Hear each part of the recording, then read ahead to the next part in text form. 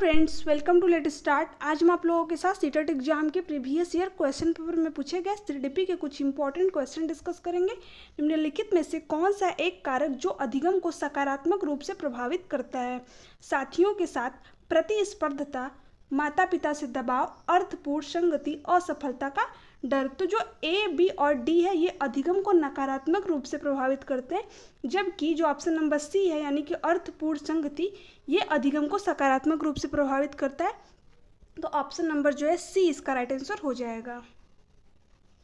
निम्नलिखित में से कौन सा कौशल संवेगात्मक बुद्धि से संबंधित है? परिकल्पना करना, सहानुभूति दिखाना, संवेगी प्रक्रिया याद करना।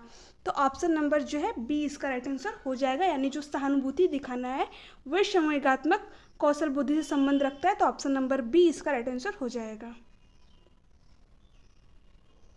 चिंतन की दृष्टि से किसी बच्चे में सर्वश्रेष्ठ चिंतन है? तार्किक चिंतन, प्रत्यात्मक चिंतन, प्रत्यक्षात्मक चिंतन, कल्पनात्मक चिंतन। तो जो चिंतन की दृष्टि से बच्चे में सर्वश्रेष्ठ चिंतन है वह तार्किक चिंतन, यानी कि जो ऑप्शन नंबर ए है वो इसका राइट आंसर हो जाएगा। किस सिद्धांत के अनुसार प्रतिभा के 8 प्रकार हैं? बहुआयामी प्रतिभा, गिलफोर्ड प्रतिभा, ए और बी दोनों, कोई नहीं। तो जो हॉवर्ड गार्डनर थे उन्होंने मल्टीपल टाइप ऑफ इंटेलिजेंस दिया, जो कि बहुआयामी प्रतिभा के नाम से भी जाना जाता है। तो इन्होंने 8 प्रकार की बुद्धि दी थी। तो ऑप्शन नंबर जो है ए इसका राइट आंसर हो जाएगा। गार्डनर किसके जनक हैं? बहु प्रतिभा के बुद्धि लब्धि का सिद्धांत, ए और बी दोनों, कोई नहीं। तो जो हॉवर्ड गार्डनर है वो बुद्धि प्रतिभा सिद्धांत से अपना संबंध रखते हैं। तो ऑप्शन नंबर जो है ए इसका राइट आंसर हो जाएगा। जीन किसकी इकाई है? आनुवंशिकता, आधार युग्म, आरएनए, डीएनए। तो जो जीन होते हैं जो कि हमें हमारी हेरिडिटी से मिलते हैं, यानी कि आनुवंशिकता से, तो जीन जो है वो आनुवंशिकता की इकाई है। तो ऑप्शन नंबर जो है ए इसका राइट आंसर हो जाएगा। बालक के मनोविज्ञान के आधार पर सर्वोत्तम उचित कथन है? कुछ बच्चे विशेष हैं, प्रत्येक बच्चा विशिष्ट है, कुछ बच्चे एक जैसे होते हैं, सारे बच्चे एक समान हैं। तो जो बाल मनोविज्ञान के आधार पर सर्वोत्तम कथन है वो है प्रत्येक बच्चा विशिष्ट है, यानी प्रत्येक बच्चा अपने आप में अद्भुत है, यूनिक है। तो ऑप्शन नंबर जो है बी इसका राइट आंसर हो जाएगा। वातावरण द्वारा शारीरिक लक्षण सबसे कम प्रभावित होता है, इस संबंध में कौन सा कथन सत्य है? वातावरण का सीधा प्रभाव शारीरिक लक्षण पर पड़ता है, शिक्षात्मक उपलब्धियों पर बालक के व्यक्तित्व का अधिक प्रभाव पड़ता है, स्वभाव पर वातावरण का अधिक प्रभाव पड़ता है, उपरोक्त में से कोई नहीं। ऑप्शन नंबर जो है सी इसका राइट आंसर हो जाएगा, यानी स्वभाव पर वातावरण का अधिक प्रभाव पड़ता है, क्योंकि इसमें पूछा है कि वातावरण द्वारा शारीरिक लक्षण सबसे कम प्रभावित होते हैं। तो ऑप्शन नंबर जो है सी इसका राइट आंसर हो जाएगा। कौन सा कारक आनुवंशिकता को प्रभावित नहीं करते हैं? आंखों का रंग, शारीरिक गठन, सामाजिक गतिविधि में भागीदारी, कद। तो ऑप्शन नंबर जो है ए इसका राइट आंसर हो जाएगा, यानी आंखों का रंग।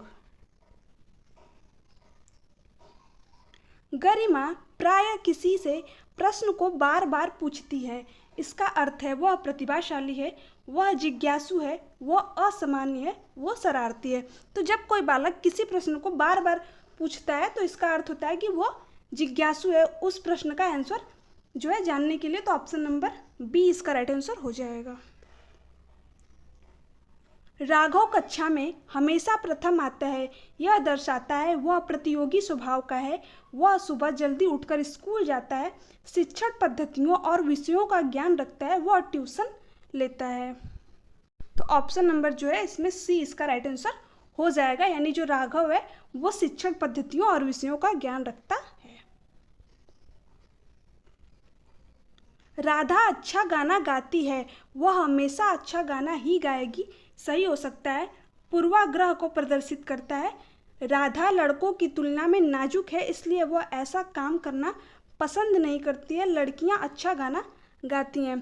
तो कोई व्यक्ति ये काम करेगा और करेगा ही, यानी ये क्या दर्शाता है? वो यह पूर्वाग्रह को प्रदर्शित करता है, यानी राधा जो है वो अच्छा गाना गा रही है बट इन फ्यूचर में ही वो अच्छा गाना गाएगी, ये क्या है, ये पूर्वाग्रह को प्रदर्शित कर रहा है। तो ऑप्शन नंबर जो है बी इसका राइट आंसर हो जाएगा। भय और दंड का प्रभाव बच्चों को अनुशासनहीन बना सकता है। अनिश्चित है, आंशिक रूप से सहमत है, पूर्ण सहमत है, पूर्ण असहमत है। तो जो है ऑप्शन नंबर जो है ए इसका राइट आंसर हो जाएगा, यानी भय और दंड का प्रभाव बच्चों को अनुशासनहीन बना सकता है। ये क्या है, ये एक अनिश्चित कथन है। निम्नलिखित में से कौन सा कार्य ऐसा है जो छात्र पढ़कर समझने की बजाय हाथों से करके बेहतर सीख सकते हैं? बीज धोकर पौधे लगाना, मकान में बिजली का फ्यूज बांधना, किसी मकान में बिजली की घंटी लगाना, उपयुक्त सभी। तो ये सारे ही कारक जो है वो छात्र अपने एक्टिविटी के द्वारा कर सकता है, यानी अपने हाथों के द्वारा जो है एक्टिविटी के थ्रू चीज़ों को कर सकता है। तो ऑप्शन नंबर जो है डी इसका राइट आंसर हो जाएगा, उपयुक्त सभी। कक्षा में यदि छात्र पढ़ाई में रुचि नहीं ले रहे हैं तो ऐसी स्थिति में आप क्या करेंगे? रुचिपूर्ण शिक्षण विधि का प्रयोग करेंगे, कक्षा छोड़ देंगे, कहानियाँ सुनाएंगे, उपयुक्त में से कोई नहीं। तो जब छात्र जो है वो पढ़ाई में रुचि नहीं ले रहे हैं तो ऐसे में एक शिक्षक को रुचिपूर्ण शिक्षण विधियों का प्रयोग करना चाहिए, यानी कि जो ऑप्शन नंबर ए है वो इसका राइट आंसर हो जाएगा। यानी एक शिक्षक को तमाम तरीके की तकनीकें, उपागमों का प्रयोग कर छात्र के अंदर इंटरेस्ट क्रिएट करना चाहिए। तो ऑप्शन नंबर ए इसका राइट आंसर हो जाएगा। सो हे फ्रेंड्स, ये थे आज के सीडीपी के कुछ इंपॉर्टेंट क्वेश्चन। अगर आपको वीडियो अच्छी लगी चैनल को सब्सक्राइब कीजिए, वीडियो को लाइक एंड शेयर कीजिए। Thanks for watching me.